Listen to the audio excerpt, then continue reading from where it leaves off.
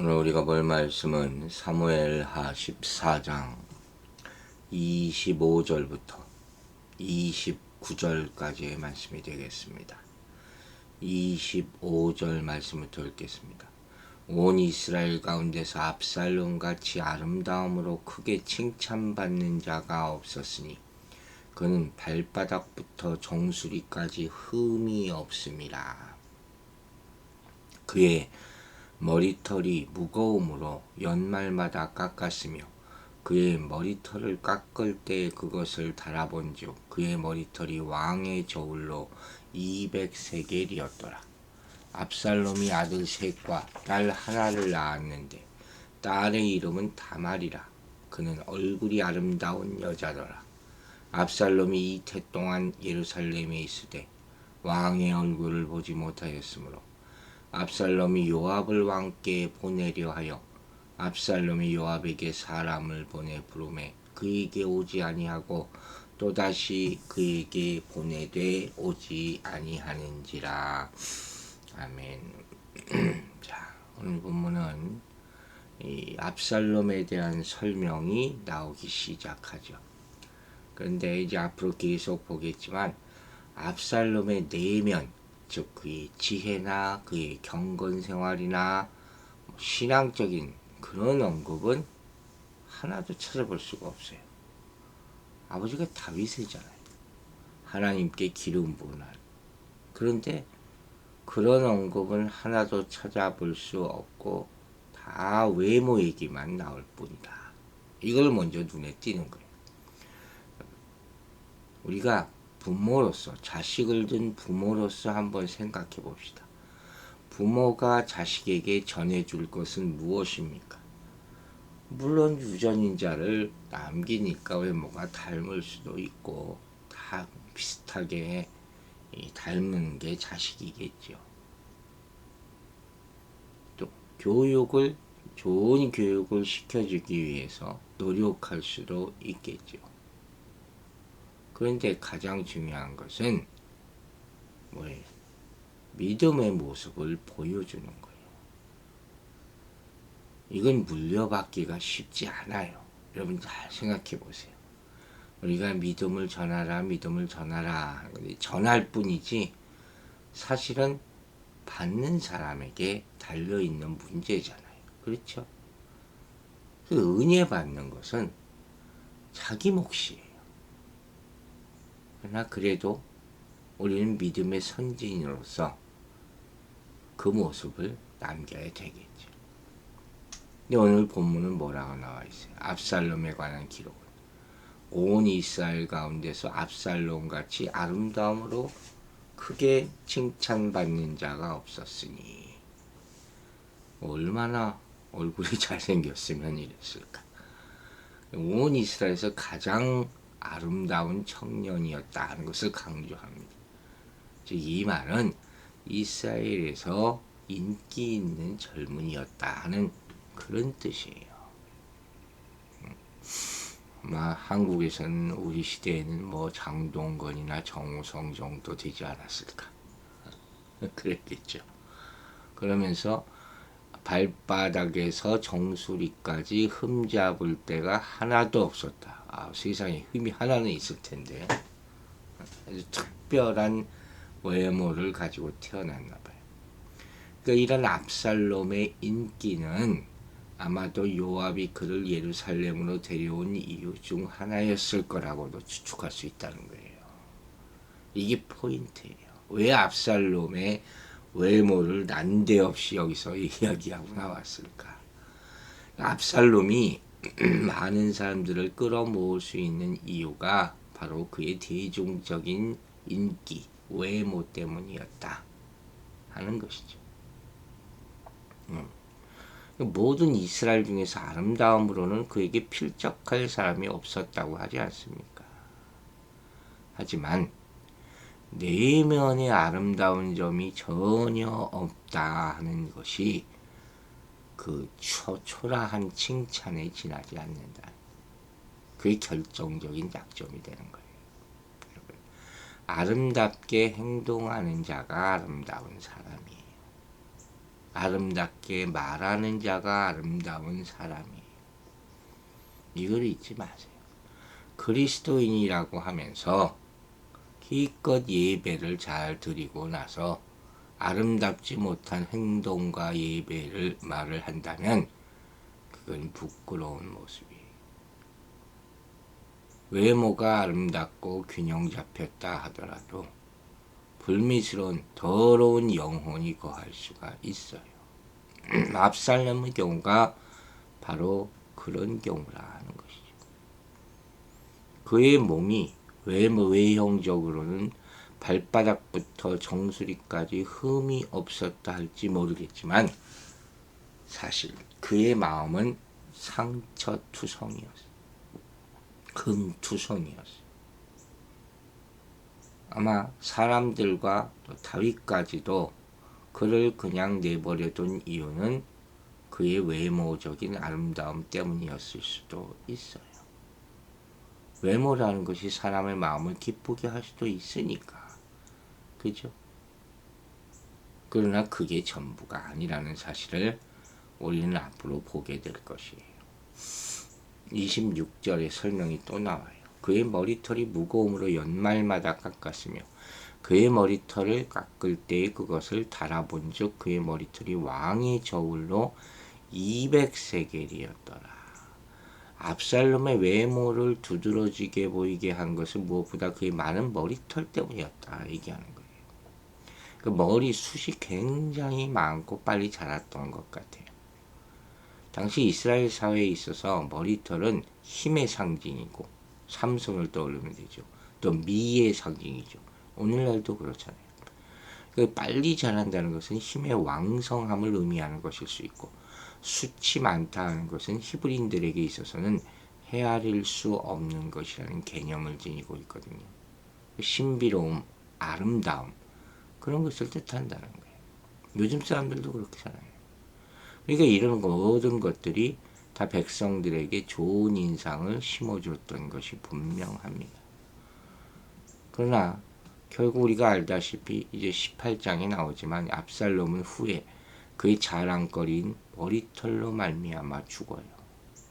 그러니까 세상 자랑거리가 얼마나 부질없는 것인지 우리는 그것을 깨닫게 되는 것이죠. 이 머리털이 얼마나 많았은지 깎아보니까 왕의 저울로 200세겔이었다. 사실 율법에는 머리털을 깎되 민머리로 완전히 깎는 것은 금지된다고 레위기 19장에 나와 있거든요. 왜냐하면 고대 사회 이방인들이 자기 머리를 길게 기른 다음에 민머리도 완전히 잘라서 그것을 사당에 바치곤 했단 말이에요. 이 미신 중에 하나였던 것 같아요. 따라서 히브리인들은 이런 율법에 따라서 머리를 지나치게 기르지도 않고 나시리는 제외하지만 또 민머리로 깎지도 않았으며 축제일에 적당히 깎았던 것으로 전해집니다. 그리고 그때 깎은 머리털이 무게를 자라서 이 은으로 바꾸어서 가난한 사람을 구제했다는 기록들이 나와요. 많은 기록들이 있어요. 그래서 본절에서 압살롬이 머리털을 깎아 무게를 달았다는 것은 바로 이러한 관습의 기이한 행동으로 우리가 보는 거예요.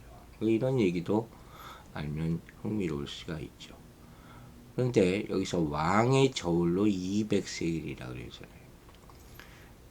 왕의 저울로 계산한 세겔, 왕실 세겔이죠. 이스라엘 사회에서 무게를 재던 기본 단위가 세겔인데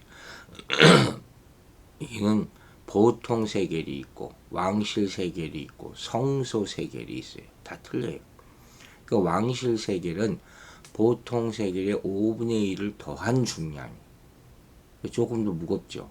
또 보통 세겔의 경우 한 세겔이 약 11.4g 정도란 말이에요. 200세겔은 2.3kg에 해당되는 무게예요. 이거 어마어마한 무게라고 볼 수가 있는 거예요. 한번 생각을 해보세요. 우리 머리카락 잘라서 저울에 달면 그게 뭐 얼마나 나오겠어요. 그런데 그 머리가 정말로 촘촘하고 정말로 잘 관리된 그런 머리카락을 가지고 있었다. 부러워하는 사람 아마 안 할 것 같아요. 어쨌든 압살롬은 이러한 외모에 대해서 상당한 자부심을 가지고 있었을 것이다. 그리고 자신의 외모에 대한 강한 이 자부심과 자기 도취, 또 대중적인 인기 이런 것 때문에 결국 아버지 다윗을 예루살렘에서 몰아내는 반란을 일으키게 된 거예요. 그러나 아까도 얘기했지만 이런 자기 도취의 이유가 되었던 아름다운 머리칼이 그의 목숨을 앗아가는 치명적인 장애물이 되고 말지 않습니까? 이걸 우리는 잊지 말아야 된다는 것이죠. 27절에 또 다른 설명이 나오죠. 압살롬이 아들 셋과 딸 하나를 낳았는데 딸의 이름은 다말이라. 그의 얼굴이 아름다운 여자더라. 압살롬의 신상이 계속 언급되죠. 추측컨대 이 말씀은 후에 있을 압살롬의 반역과 관련해서 그를 부각시키기 위한 것일 뿐만 아니라 또 그의 가족을 또 설명하는 것 같아요. 가족들의 운명을. 그러니까 아들 셋을 낳았어요. 근데 아들의 이름들이 다 밝혀지지 않아요. 우리가 알기로는 그 셋 모두가 일찍 죽었다는 거죠. 18장 18절을 보면 압살롬이 자기 이름을 전할 아들이 없어 한탄하고 비석을 세웠다. 그런 내용이 나오거든요. 이것이 그 사실을 뒷받침하는 거예요. 반면에 그래서 딸의 이름을 다말이라는 이름을 여기서 기록하고 있어요. 다말 여러분 다말이 누구예요? 암논에게 추행당한 누이 압살롬의 누이 다말의 이름. 그래서 그 누이의 이름을 따서 지은 것이 아니냐 이렇게 추측하는 사람도 있어요. 아마 그 딸이 누이 동생을 닮았거나 너무 사랑했기 때문에 딸의 이름을 그렇게 기억하면서 지었을 것이다. 충분히 생각해 볼 수가 있죠.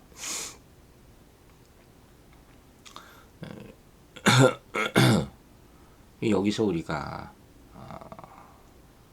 이 말씀들을 오늘 보면서 한번 얻어야 할 중요한 교훈이 생각해 봅시다.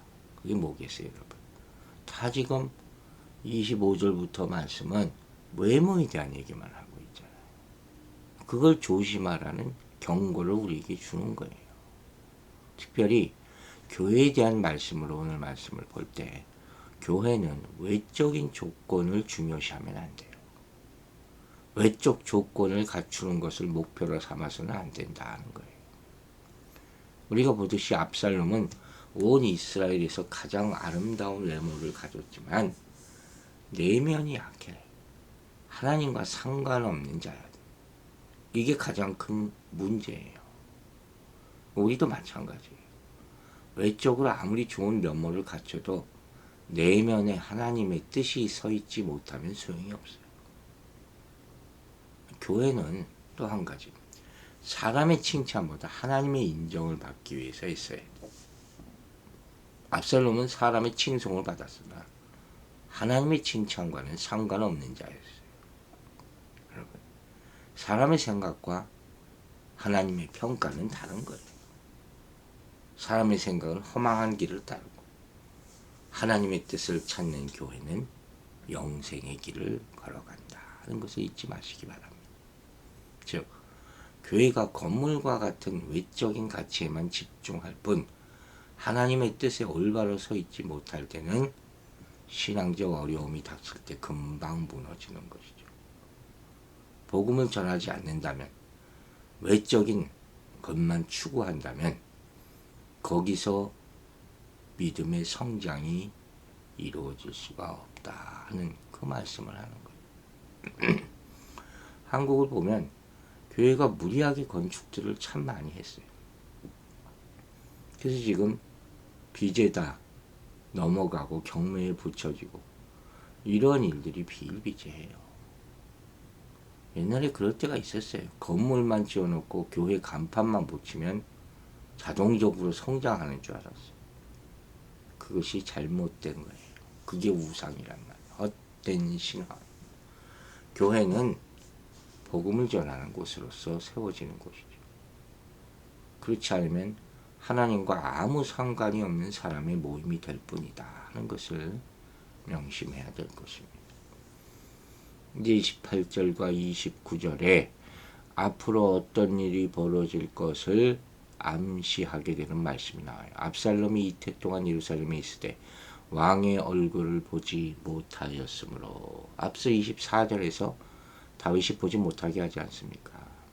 가택연금을 하지 않습니까? 압살롬이 요압을 왕께 보내려 하여 압살롬이 요압에게 사람을 보내 부르되 그에게 오지 아니하고 또다시 그에게 보내되 오지 아니하는지라. 그술에서 3년 동안이나 망명생활을 하고 왔는데 또다시 예루살렘에서 2년 동안이나 연금 상태에 있게 되자 압살롬이 이제 화가 보글보글 끓어올라요. 그래서 이 불행할 처지에서 벗어나기 위해서 자기를 불러온 요압을 찾기 시작하는데 놀랍게도 요압이 응하지 않는다는 거예요. 왜? 그는 이제 압살롬에 대한 다윗 왕의 좋지 않은 감정을 완전히 알아챘기 때문에 압살롬이 더 이상 이용 가치가 없는 거죠. 처음에는 안 그랬잖아요. 압살롬이 예루살렘으로 돌아오는 일을 위해서 발벗고 나설 정도로 압살롬 편에 선 사람이었잖아요. 그래서 그 여인을 이용해서 비유를 말하게 하고 자기 딴에는 참 노력을 한 거죠. 그러나 이제는 자신에게 꼭 필요한 사람이라는 생각이 사라지게 된 것이죠. 그러면서 더 이상 이 사람 도와줄 필요가 없겠구나. 인간이 이런 거예요. 인간의 마음이 이렇게 조속간에 변하고 자기 이익이 없으면 헌신짝처럼 버릴 수 있는 것이죠.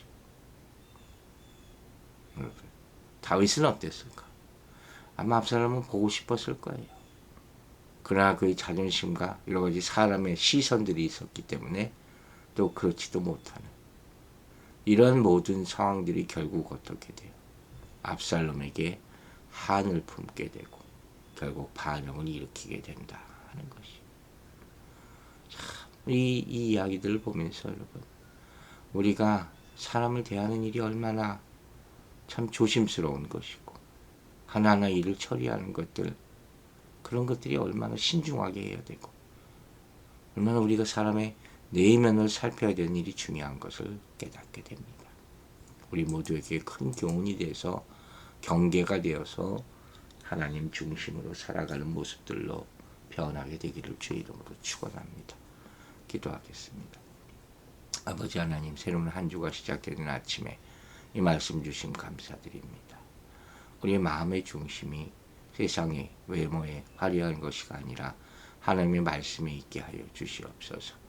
항상 하나님이 마음의 중심을 보신다 하는 말씀 기억하게 하여 주시고 말씀으로, 기도로, 또 성령으로 우리의 내면을 연단시킬 수 있도록 도와주시고 또 우리가 좋아하는 것들, 추구하는 것들이 외적으로 화려한 것이 아니라 내면으로 경건하고 순결한 것이 될 수 있도록 도와주시옵소서. 우리가 사람을 대할 때 화를 일으키는 원인들을 만들지 말게 항상 조심하게 하여 주시고 이 모든 것들이 우리 죄로 말미암아 시작된 것이오니 아버지 하나님의 말씀으로 매일마다 다스리고 다스려서 항상 아름다운 것들을 만들고 아름다운 관계들을 만드는 우리 인생의 모습들로 변화되어 나타나게 도와주시옵소서. 아버지 오늘도 기도하건대 병상에 누워있는 하나님의 아들 주님께 사랑하는 마음으로 격려하여 주시고 새 힘 주시고 말씀 주시고 축복하여 주셔서 속히 박차고 일어날 수 있도록 성령께서 역사하여 주시옵소서. 믿고 감사드리며 우리를 구원하신 우리 구주 예수 그리스도의 이름으로 기도했습니다. 아멘.